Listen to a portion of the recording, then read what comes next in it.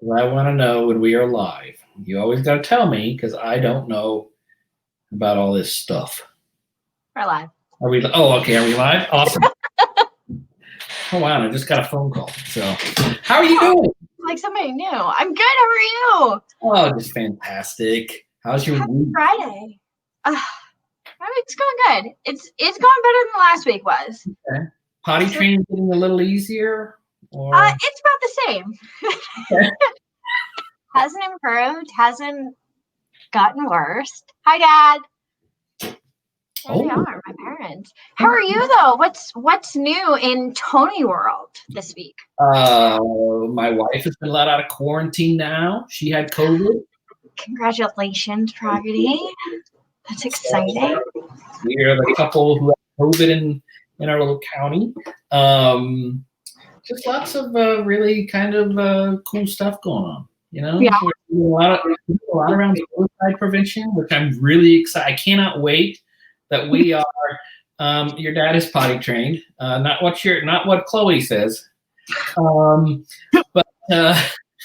But you know, we've got a couple campaigns coming out around back to school and anxiety, school anxiety, and I'm really excited about a campaign we're going to be doing around African American mental health and suicide. I'm really, really excited about that because they're the numbers for African Americans are really, really skyrocketing, and we really pay attention and focus on getting messages out there. So really excited about that. So lots of stuff behind the scenes here at OSPF. Yes. Lots of stuff. I love it. It's gonna make for a very busy September, since September is Suicide Prevention Month. Yes, it is. And I'm sure I was getting all the words correct. And what are you drinking, by the way? It was apple juice. Oh, okay. I know it kind of looked like wine, so I felt like I should chug it before. It was in a wine glass. I don't know why I like drinking out of adult beverage glasses, but it's just juice. I mean, I'm guessing Owen still uses a little sippy cup, correct? Yes, he has I don't think it's down here. He has those 365 cups. Have you ever heard of them? No. So it's like a regular cup, but it has a lid, but the lid almost has a slight lip, so he can drink from anywhere on the cup and it doesn't spill. Oh. So any cups that don't spill are yeah, no kidding. My favorite. Yeah. Wow. Speaking of, are you clumsy? Do you spill things a lot in the house, or? Only when I'm wearing white. Does that happen to anyone else? I don't know what it is. I love how crisp white clothing looks. Uh-huh. But no matter what, hi, Mom, I always spill my white shirt. I think I was FaceTiming my mom and I was drinking a Starbucks. So there was a lid and I was drinking from a straw and coffee just went all over my shirt, which was white. Well, your dad says, yes, you are clumsy and you do spill everything. So I'm going with your dad. You're trying to be all prim and proper here on the old Facebook. No, that's what he's saying. He might be saying he spills stuff too. Whatever, Dad. What about you? Are you don't spill a lot, I don't think. I break a lot of glasses. I drop glasses all the time. And usually, I don't know what my problem is, but I can't pull a glass out of the dishwasher without breaking it. And that seems like a really good excuse to not empty the dishwasher. Do you do this on purpose? Because my wife's not broken a glass, and I swear we've got the flimsiest glasses that they don't have. Just only fly out of your hands. Yes, see you there. Glasses in the dishwasher. But Pragati, is he doing it on purpose? Because it sounds to me like he is. So he doesn't have to empty the dishwasher. You wouldn't know she don't step in the kitchen. So I'm just kidding. That's a lot. I've seen her meals on Facebook. That's a lie. So no, I don't. I have always been prim and proper. I've always been. Mary Louise Moon is just throwing you out there. She has not always been prim. I have always. Oh yeah. I've had the. I'm somewhat of a saint. So I don't spill things. I drop things all the time. Okay. I'm always dropping my keys. I'm always what is the one thing that you're always losing? Keys. Keys. I always lose keys. I cannot find my keys. Where's my phone? Oh. Nice. See, I don't like because I have to carry two phones, one for work, one for personal. So I forget one of them all the time. Like I'm always leaving one of them at home, but I don't ever. I guess I don't lose my phone. Yeah, no, it's like my husband makes fun of me a lot because I'll be in the middle of a text message, put my phone down, walk into the kitchen, and be like, "Oh my God, where's my phone?" A few times I've done it. It was in my pocket. I think the 1 month you worked at. 1 month I worked at OSPF. Yeah, at OSPF that we were all together. I think I was in the office. I still work there. I still get paychecks. All right. But I think in 30, well, probably the 4 days you worked at OSPF out of the month, that you actually left your phone like 2 days in my office. And because I remember you saying when you said that, when you were like, "Where's my phone?" And it's sitting on my desk because you and I were chatting. You just went up and walked away. I'll just walk away without it. I'm telling you, the best invention ever was that little ping. Yeah. Like that is purely the reason that I got the Apple Watch. Wow. I can never remember where I put my phone. It's terrible. It's really, really bad. Wow. I wonder, but you don't lose other things. You don't lose your keys? No, those hang on a hook. No. Donna Dixon. That's right. Oh, wait. Whoa. Some secrets here. They're not Donna Dixon. Oh my God. Mary Louise Moon. Does the name Dixon come to mind, Tony? So Our secret, right? Who's Dixon? Yeah. Tell us. So Marie Dixon was, she was a teacher at my old high school, actually, I think middle school. Okay. And I can't go into the story. I don't know family and yeah. Mary and I have that secret. So Mary, you tell me later, Mary. That's like one of my pet peeves though. Like it's like when someone it's like, I got a surprise for you. First of all, I hate surprises. But second of all, you can't tell somebody you've got something and then not say it. Yeah, I don't know. Private message her. You can tell her that way. Yeah, we don't want to, because I don't know. Marie might be gone. I mean, she was a teacher. So, whoa. Wow, that's a blast. I've not thought of that for years. She threw it off there. See? Your wife wants to know the story too. I know, but that's something. So actually, you were in about 4 days, the first 30 days you worked. Well, you're like telling all of our viewers that like I don't work. I work. No. You absolutely do an amazing job, and we are absolutely so blessed to have you. But I've not seen another employee have more issues. Like, and you haven't missed a day since. Like, but those first 30 were hilarious. First of all, I probably haven't missed a day since because we've been working from home, so that's silly to take off if you're working from home. But yeah, okay. I guess I can spill the tea. That's fine. Yeah. So my very first day, I got halfway to work and my husband didn't take the car seat out of my car like he said he was going to. That was his only job. because he was taking my son to school. And he didn't. So I got real pissed. I sent a quick email. And I turned around. And I showed up late on my first day. And then you took me out to lunch. And I got food poisoning my second day. So I called out sick. Yeah, we had a client appointment. Yeah. And we went with this woman, yeah. And so I ended up having to call out sick because I had food poisoning all night. And I was like, oh, I'm definitely getting fired. And then the next week, we had to go to Philly for a meeting.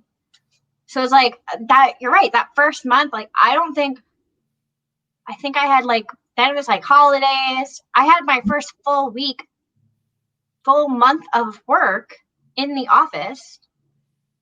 And then we went and worked from home. I've been working from home for you longer than I was in the office. I really forget what you look like. I mean, I don't know whether you're tall or short anymore. Well, yeah, no, I haven't grown. I'm still short. You're still short? Okay. Mm-hmm. How tall are you actually? I am 5'3.5". Okay. Well, that's not really short. No, but that's why I wear heels, so I can come up to people's eye level. Oh, that's right. Because you had to take your heels off when we were in Philly. Because we were on that hill. God, yeah. It was like a super steep hill, and I had like heels this tall. And I was like, this is not going to end well. Very interesting time. Derek, hello. Welcome. So glad you're here. Is Derek from Florida? I think Derek is from Florida. Is he?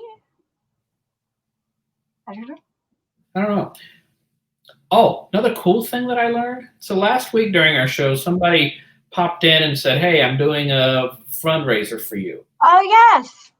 So we're going to interview him in a couple weeks. And you and I chatted about how we can, but I wanted to kind of start sharing that this gentleman, Devin, and I chatted yesterday, and he is riding a bike in to bring awareness to suicide prevention, and also as a fundraiser for OSPF, Ohio Suicide Prevention Foundation.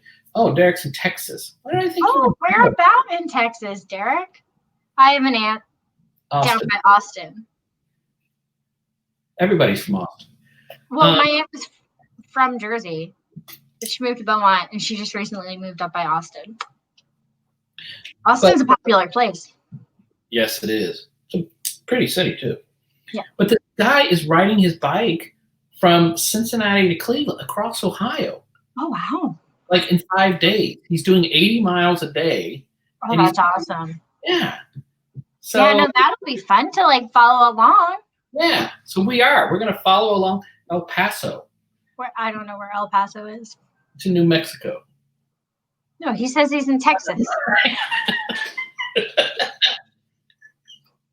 I know. I think we learned last week that geography is not my strong suit. Oh, look. It's from New Jersey. Derek, whereabouts? I get so excited when people are from Jersey. Also, Taylor Hammer pork roll. What? Have you ever heard of that?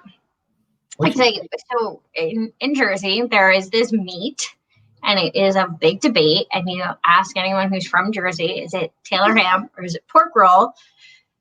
Because if you're from North Jersey, it's Taylor ham. If you're from South Jersey, it's pork roll. And it's like basically this meat that you put on a bagel in your breakfast sandwich. So it's a bagel with Taylor ham, egg, and cheese. It's amazing. Wow. Born in Patterson, lived in Wayne, so you're North Jersey. Thank you so much, Taylor ham. Derek, I'm from Lake Hopatcong, so we're like practically neighbors. Wow. I've never heard of either of these pork roll or Taylor things. Well, it's the same thing. It's just like if you're smart and super pretty, you call it Taylor ham. Oh, so I would call it Taylor ham.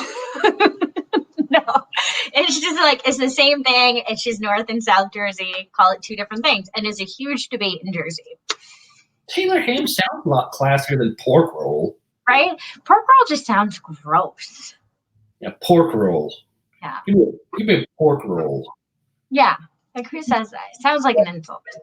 Yes, but I could have a Taylor ham. Yeah, Can I have right? a Taylor ham? Yeah, I'm with you on that. Invite him over next time we come out. There you go. Dad? Derek. Derek's in Texas. Yeah, but he can fly there. He wants a good Taylor ham. Okay. Well, Derek and my dad Oh, wow. become friends. And go hang out on the lake. JerseyPorkRoll.com. Does that show how to cook it, or what is? I don't know what that's all about. You basically just cook it like you cook bacon. Oh. Yeah, like when you go to the bagel shops, it's just you put it on the grill, cook it on both sides, put it on your breakfast sandwich. You're good to go. Allie, yes, I am coming over. Next time you come to Ohio, I'm coming over. And you and I are going to hang. We might even leave the ladies at home. And I'll show you all about Columbus. So, you can order a Jersey pork roll. Every time, like either my parents come or I go to New Jersey, we get like a big thing like this big of pork roll. Wow. Yeah. It's great. Well, I usually try to make a segue, but I can't make a segue from pork roll to our guest. So I know she lived in New York City for 7 years. So that's the only thing that's kind of Jersey-ish, except it's New York. Yeah. That's a good segue. So we share a borderline. I'm very excited to have Charnette with us today. Yes. How you doing? Oh, hi. Thank you for having me. Thank you so much. Charnette, when you lived in, did you call it pork roll? Well, I was just thinking, there's possibly a yoga pose that is the pork roll. Just have to think about it a little bit. No, I'm kidding. There's not one. But it sounds like something roll. I don't know. Maybe I'm way off. When you lived in New York, did you ever have Taylor ham? No. No. I don't think I really ate pork when I was living in the city. Okay. All right. No, I can't. That was my nickname in high school, pork roll. Oh my God. Jelly roll. I called my baby brother Jelly Roll. And he was just like rolls. That's so cute. Thank you so much for joining us today. We're so excited to have you on. Yeah. Thank you. I'm excited to be here. So, go ahead, Charnette. No, you go right ahead. There you go. Charnette, you are a yoga instructor. You've also been on Broadway. That's exciting. But how long have you been a yoga instructor? For about 3 years now. Okay. And how did you get into it? I got into it by falling in love with yoga in my own life. Like my own practice kind of led me to wanting to spread it and share what I had learned. So I started doing yoga as a way to kind of nurse a knee injury back to health. And soon I realized the practice was beyond physical. There was so much more to it. And I couldn't wait to share it with people I loved. And the best way for me to be able to do that was to get certified, right? So I could actually know what I was talking about. So it started as a physical practice, and I saw that there was so much more to it. And I've been teaching, for about 3 years now. Oh, that's awesome. Thank you. So what, that's a bit of a, you still do, because Kate said you were on Broadway. Do you use yoga and to help you? That's the fine tuning of your body, and your body is your instrument. Does yoga also helps mental? I know that we promote mental health wellness, and yoga is a big part of wellness. Was it everything that kind of attracted you to yoga? That's such a good question. I think the teaching in itself, the having the opportunity to lead and guide kind of fulfills that performance or that artistic itch that I really love to scratch. And that's, something that I gravitate towards is not performing so much, but giving and telling a story and helping to create something. That kind of hits that spot for me.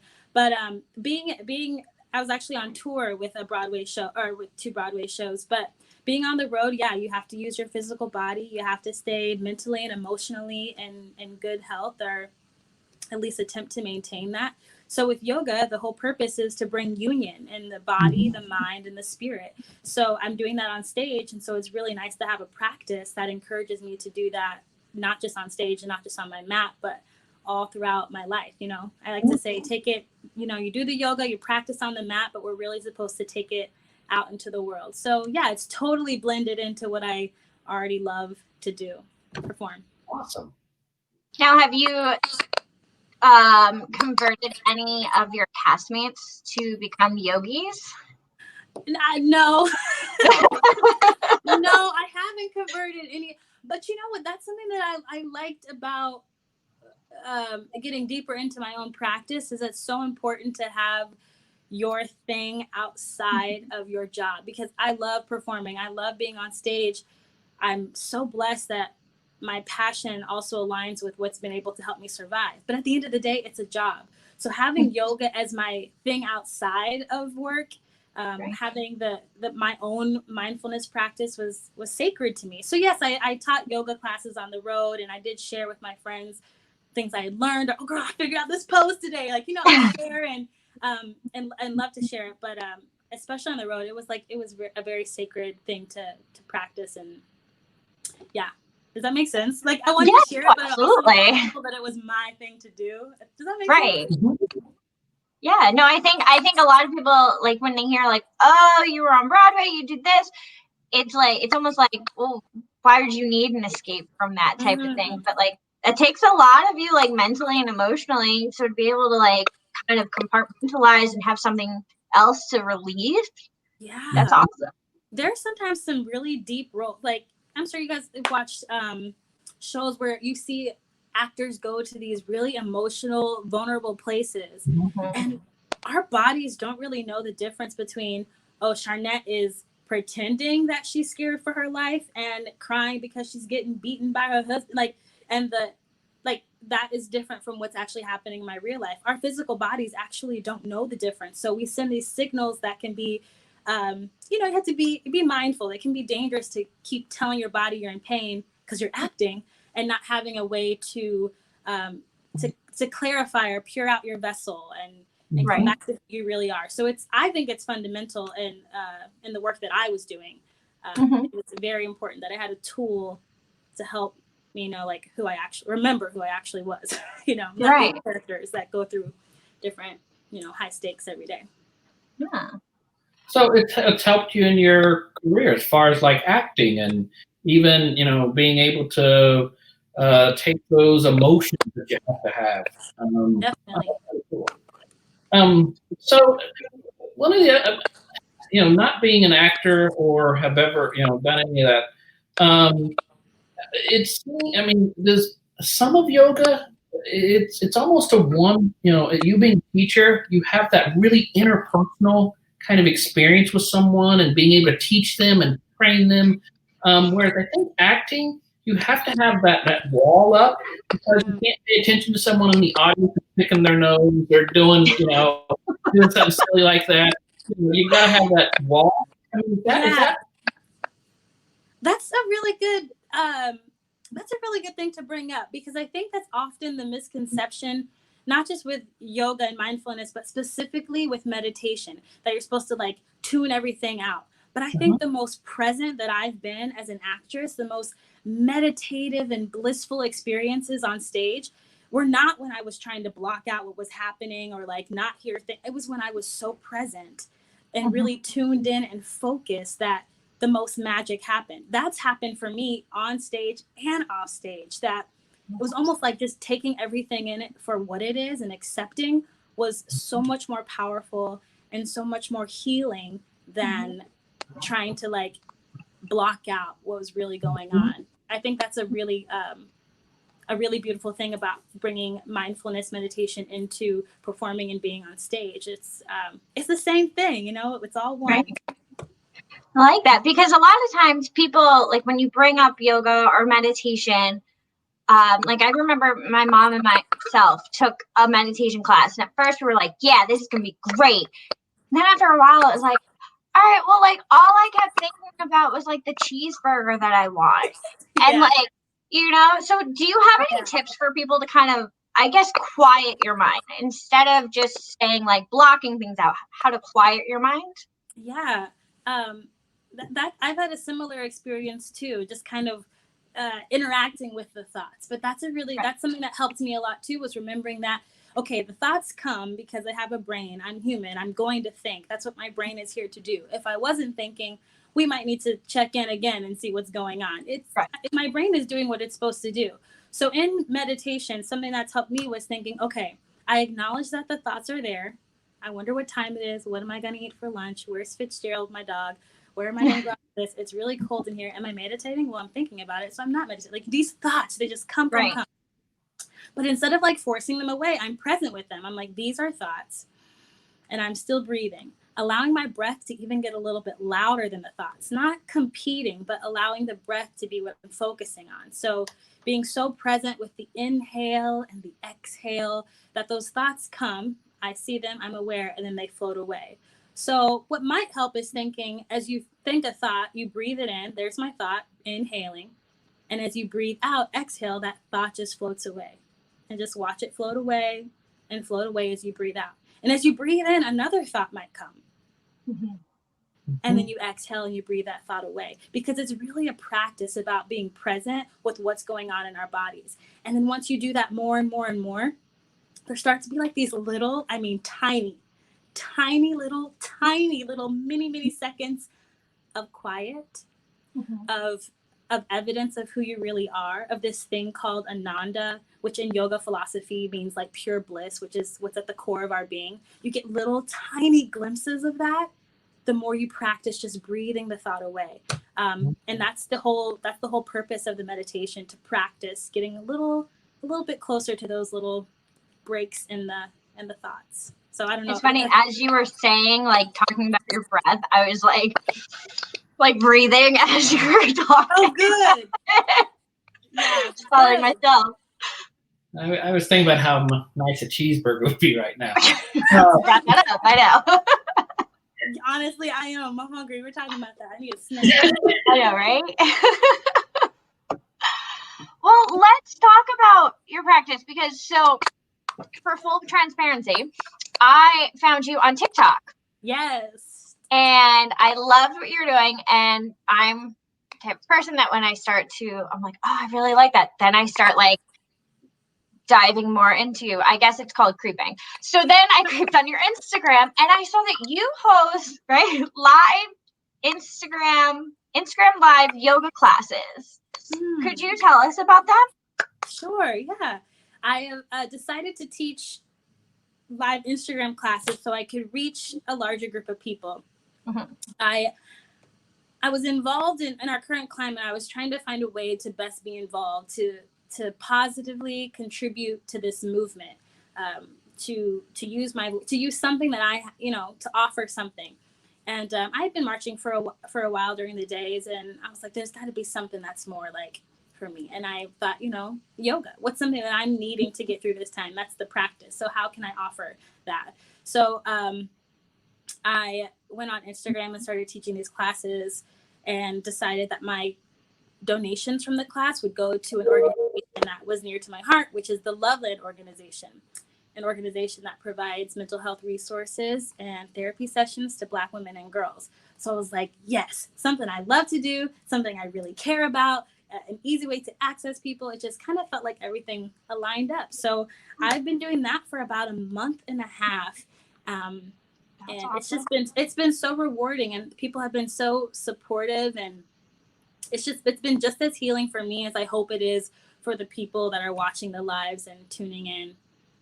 Yeah, and you get a lot of great interaction on there. I mean, I have come and watched participated. Obviously, you can't see me participating in a few of your classes. And I saw just Thank recently you raised $400 in one class. Yes. The last donation that I made was $400. I made one before that was $200, and the class right after that video on TikTok kind of got blew up. Yeah. Blew up. I didn't blow up. You went viral in my book. Before that video went viral, that class right after that, I raised $1,000. Wow. I planned to use the donations to support my contributions because I wanted to give to this organization. I didn't have the personal funds at the time to do that, but I was like, I've got to support this. So my plan was to, okay, I have such and such amount of money. I'm going to contribute whatever I have and add something. And, I didn't have to pull anything from my personal pocket to make $1,000, which is a philanthropist level donation. Yeah, that's awesome. It was pretty, it was really incredible.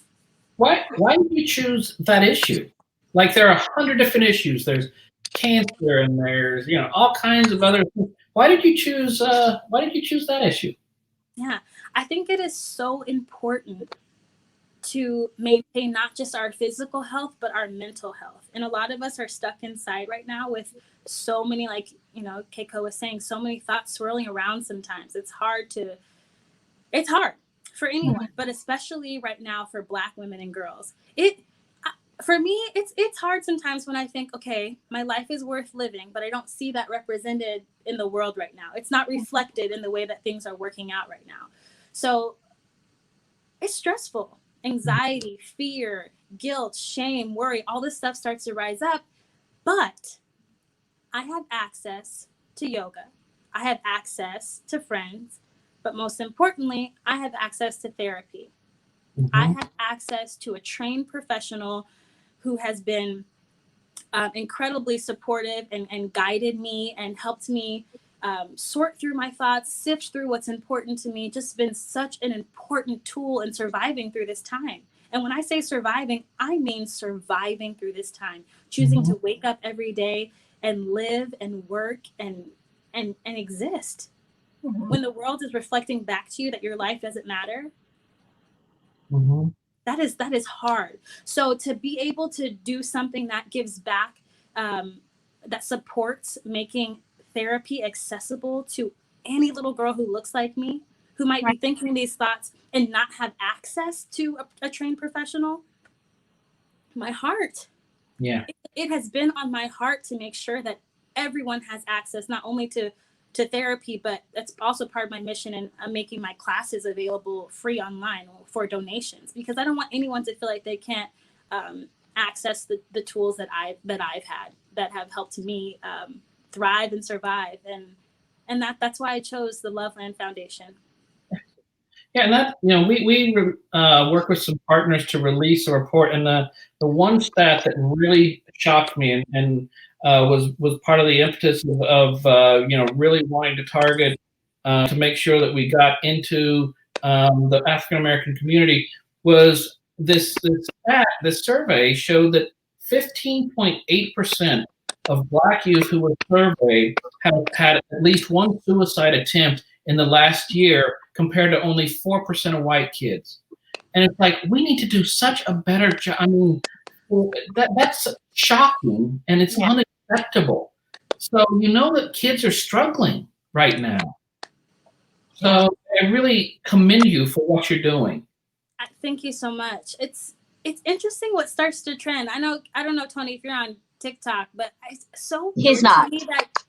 You're not. Well, it's okay. Well, I was gonna say you're not missing out, but maybe you are, because he is missing out. You can tell if he's missing out.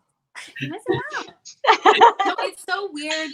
Not weird. Maybe it's bizarre. Maybe it'll fade. But it seems like it's trendy to have or acknowledge mental health, like be like, I'm depressed, or I'm sad, or I'm having anxiety. To say, hey, I have these things, but we're not celebrating or pushing or even talking about, well, here are the tools so that you can survive this. It seems like it's getting popular to say, I don't mean to there's this song about literally choosing to not be happy. And I'm like, wait, but we do have a choice. So why are you choosing that? If you're not happy, that's okay. But Right. why are we celebrating that that's the choice you've made? I think it's dangerous for that to be so popular. And it's also very stigmatized in the Black community, mental health, and going to a professional outside of the church to address very real chemical imbalance. But that's a whole nother issue. But I think we also need to make it cool to see a therapist. I think it's important to know that people like me and people that you can look up to and that you respect are accessing these tools, and it's okay. It's good for you. Well, I think like obviously with the partners like the Loveland Foundation, but more people who talk about it, like you just being able to open up and be like, yeah, I see a therapist, of course I do.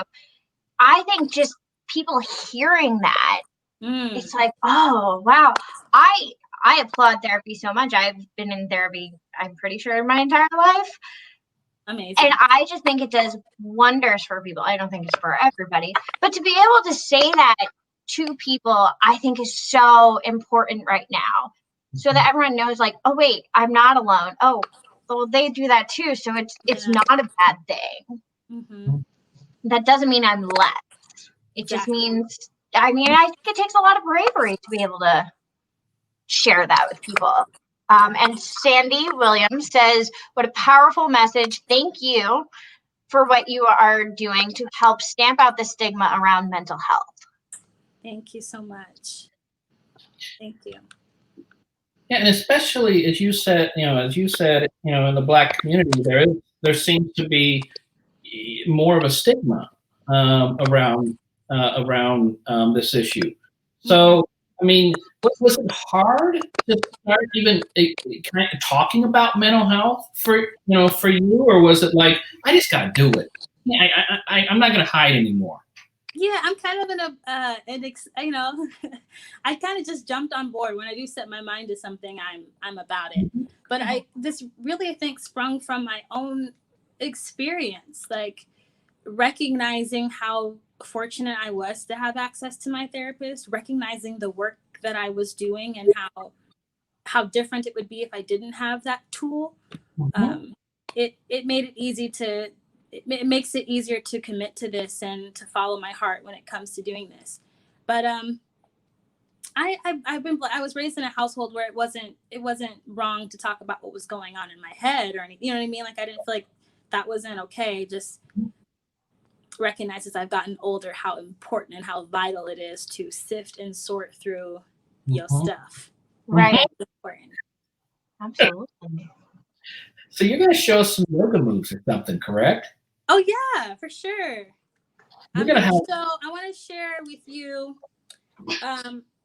just some basic like foundational asana. So basically there are 8 limbs of yoga, and asana, the yoga poses, is just one limb of yoga. So these are just physical things that you can do to bring union to your mind, body, and soul, to get connected to the breath, and to get your body ready for meditation. The whole purpose of yoga is to prepare the physical body for meditation. So we're opening up the body, we're breathing deep, and basically getting ready to sit still. So that's the whole point of it. So this yoga that I'm going to show you is moving meditation.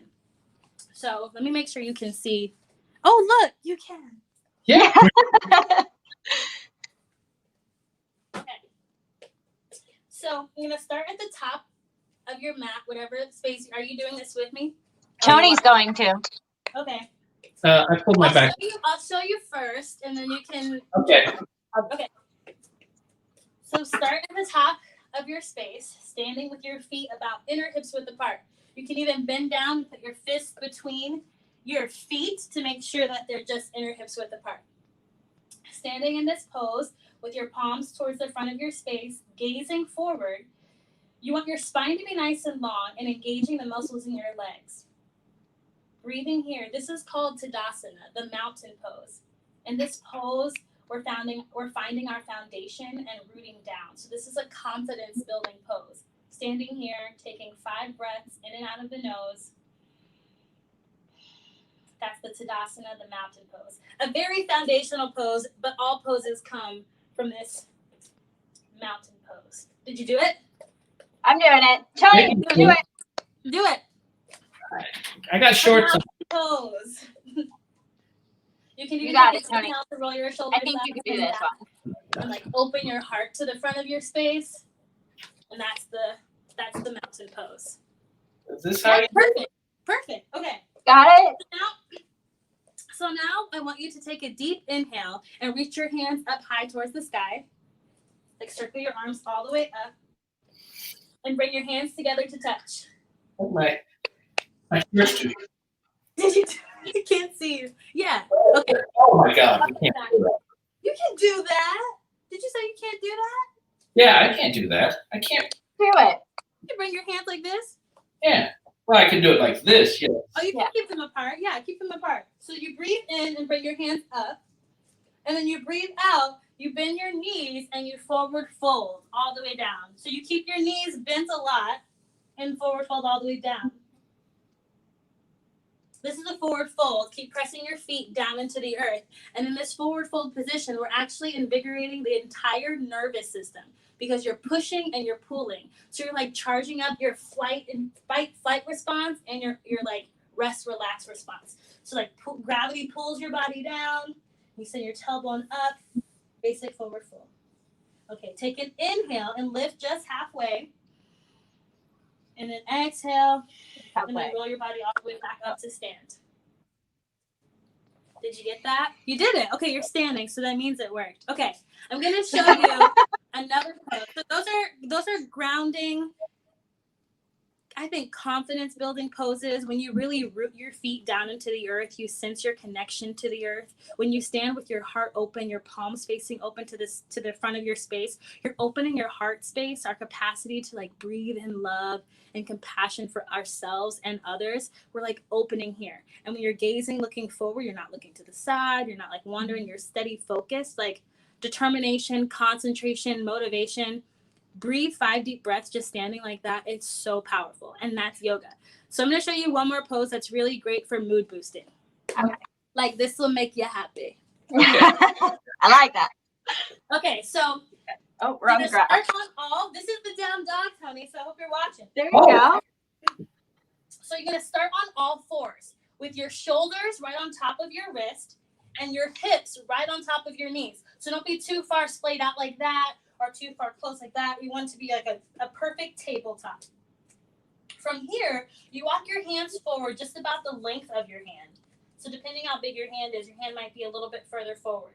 So now from here, your shoulder is at like a 45-degree angle to the wrist. You got that far? Yeah. Okay. So now tuck your toes right where they are so that the balls of your feet are now pressing onto the earth. Look towards your belly button. Take a deep inhale through your nose. And as you breathe out, push into the earth with your hands and send your hips high towards the sky. You can keep your knees bent. You can walk your toes a little bit closer to your face if you'd like. Keep pressing the earth away with your hands.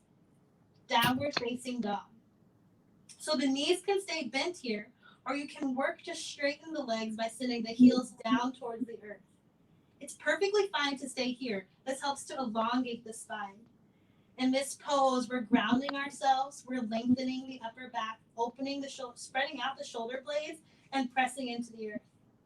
By sending our heart above our head, you guys can go ahead and come out of that. Okay. Sending our heart above our head. Great job. Keep breathing. Breathe. I just want to tell you why that pose is so great for like anytime you just kind of need to lift your spirit or you're feeling anxious.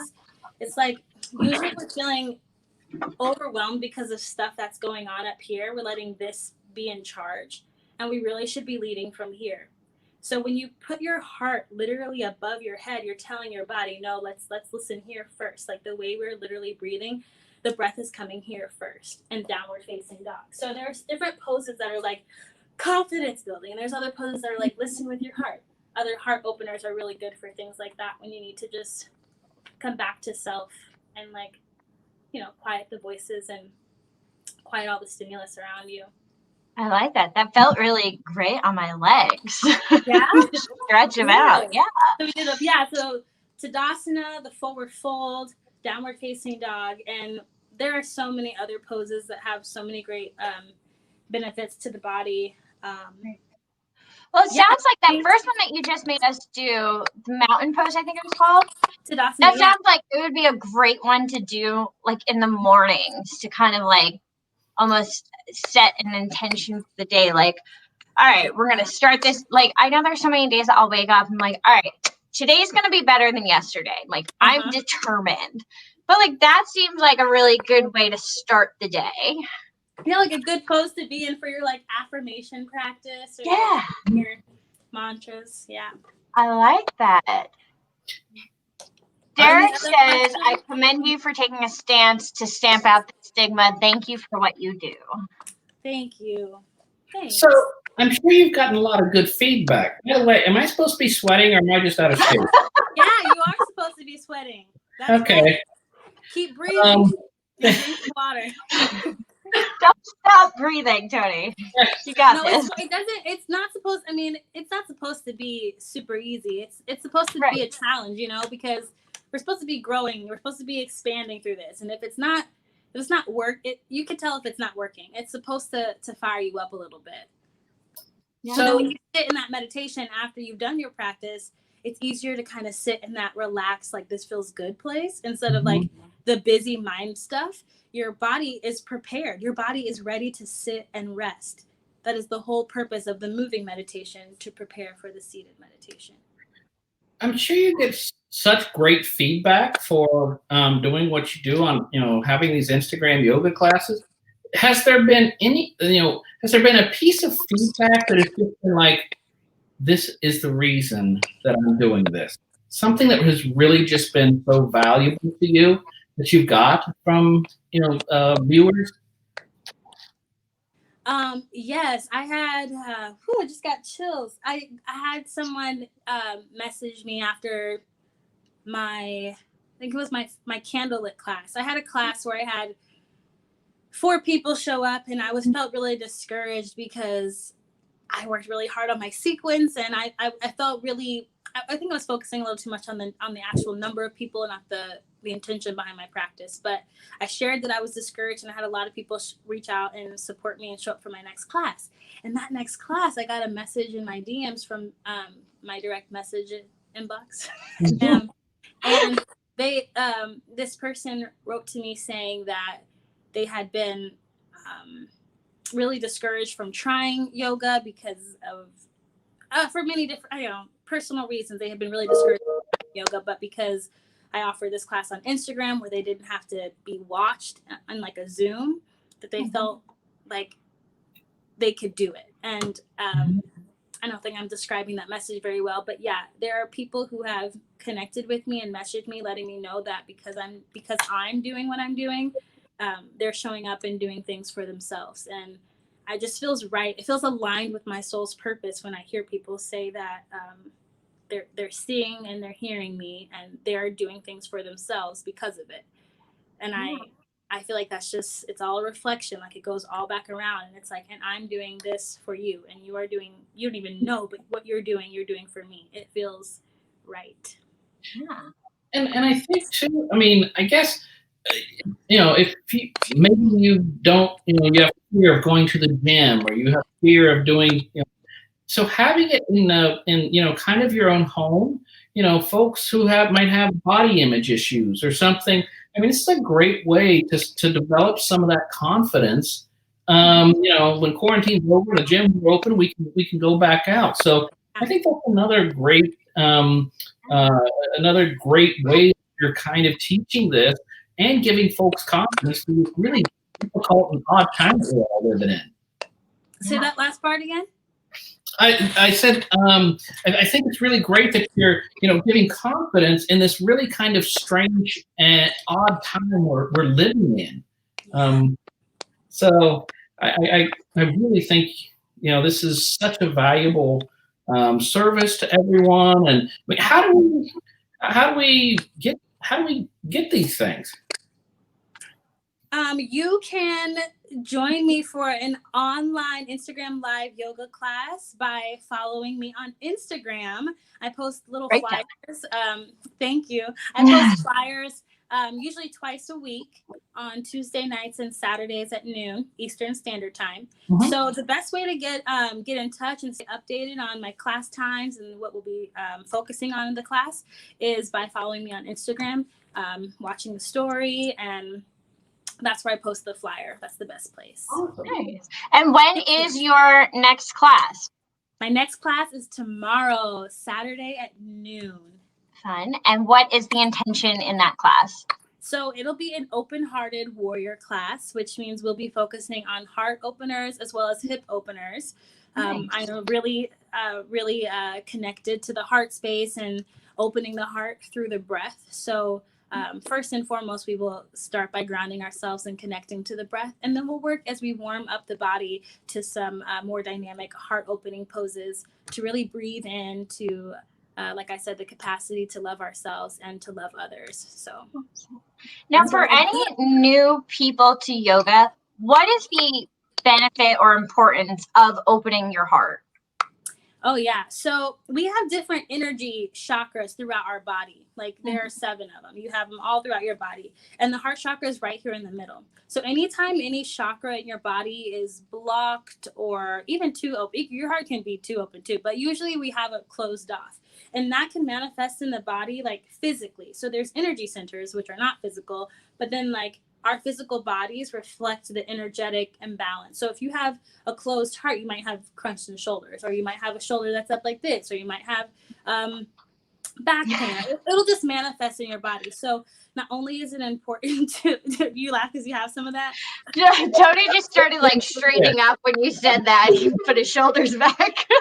Well, no, I do too. I have some shoulders up, but yeah, so it'll show up in our physical bodies, and the practice allows us to have a physical way to open up and allow the energy to flow. And we want the energy to flow through our bodies because if one of our chakras, so we have 7 chakras and they start here and go all the way up.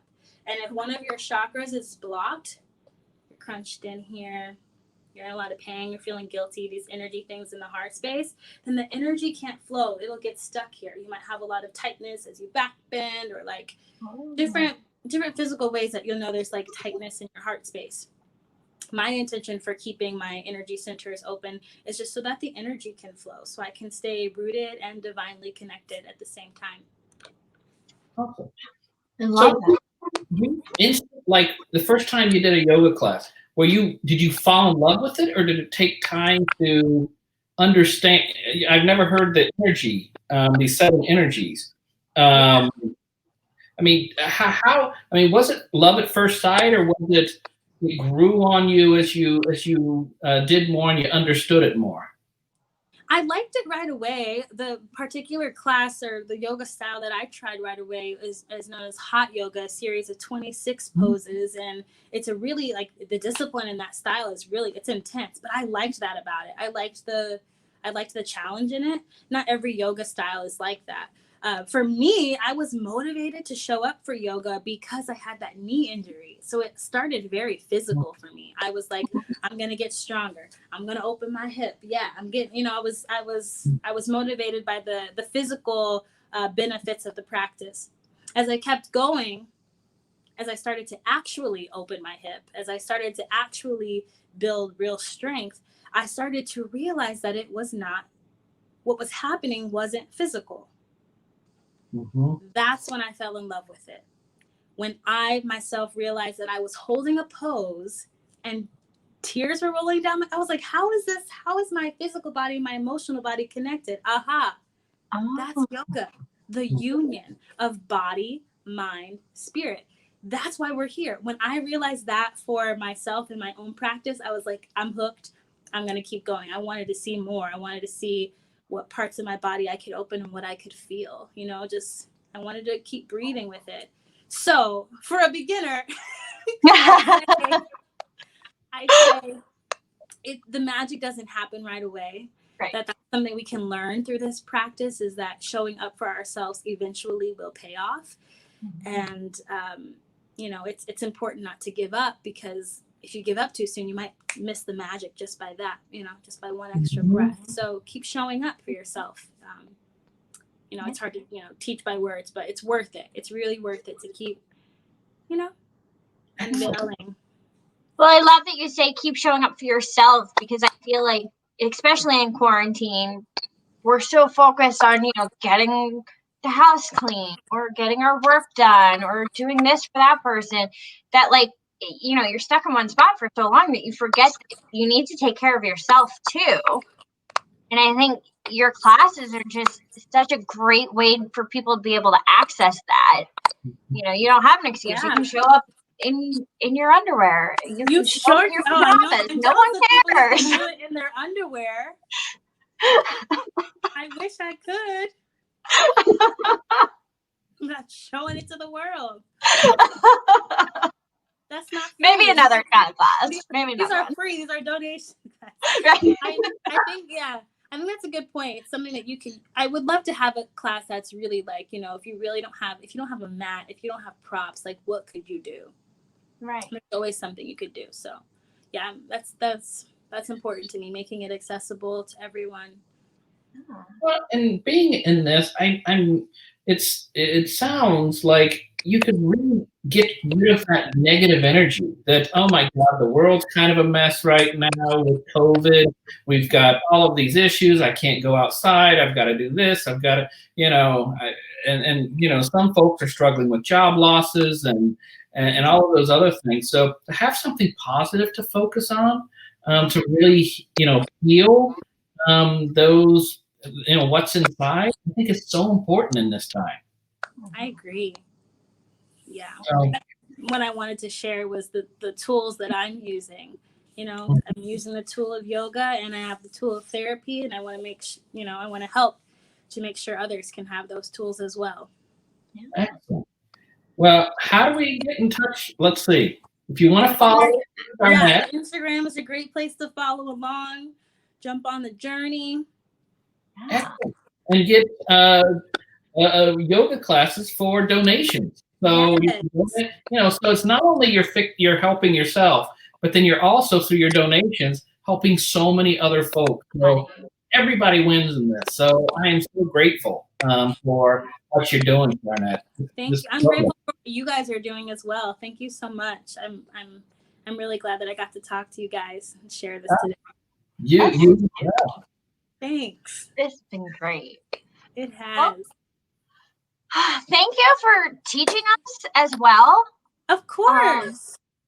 And we're so excited for you. This is really awesome. I can only echo what Tony and everyone else here has said. Is thank you so much for everything that you're doing for people. It's amazing. Thank you. So tomorrow, we'll see you tomorrow at noon. Tomorrow at noon. Yes. I'll be there. Standard time. But thank you so much, Charnette. And hey, keep sharing the positive energy with the world. I will. Thank you guys too. Take care. Bye. Have a great weekend. Bye.